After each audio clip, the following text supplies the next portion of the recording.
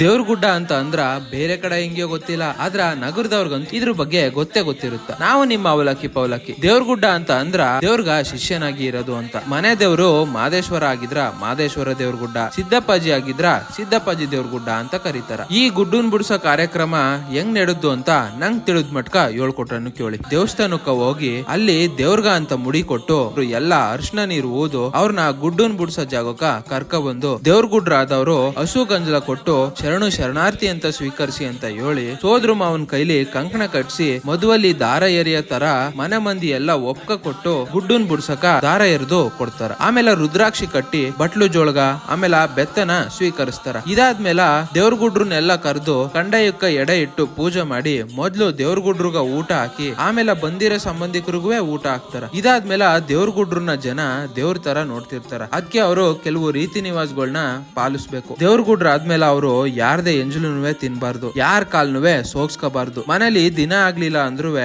ಸೋಮವಾರ ಶುಕ್ರವಾರ ಪೂಜೆ ಮಾಡ್ಬೇಕು. ಹಬ್ಬಗಳಾಗಿದ್ ನಾಳಾಗ 5 ರಿಂದ 9 ಮನೆಗ್ ಹೋಗಿ ಭಿಕ್ಷಾಟನ ಮಾಡ್ಬೇಕು. ಈ ಆಚಾರನ ಗುಡ್ಡನ್ ಬಿಡ್ಸೋದು ಅಂತ ಕರೀತಾರ. ನಾನ್ ಇಲ್ಲಿ ತನಕ ಹೇಳಿರೋದ್ರಲ್ಲಿ ಏನಾದ್ರೂ ತಪ್ಪಿದ್ರ ದಯವಿಟ್ಟು ಅದನ್ನ ಒಟ್ಟಗ ಹಾಕಳಿ ಅಂತ ಕೇಳ್ಕತ ಹಂಗೆ ಇದೇ ತರ ವಿಡಿಯೋಸ್ಗಳಗ ದಯವಿಟ್ಟು ನಮ್ ಪೇಜ್ ನ ಫಾಲೋ ಮಾಡೋದ್ ಮಾತ್ರ ಮರಿದೆ ನಮ್ ಯೂಟ್ಯೂಬ್ ಚಾನಲ್ವೇ ಸಬ್ಸ್ಕ್ರೈಬ್ ಆಗ್ಬಿಡಿ. ಮುಂದಿನ ವಿಡಿಯೋದಲ್ಲಿ ಸಿಕ್ಕಂ. ಶರಣಾರ್ಥಿ.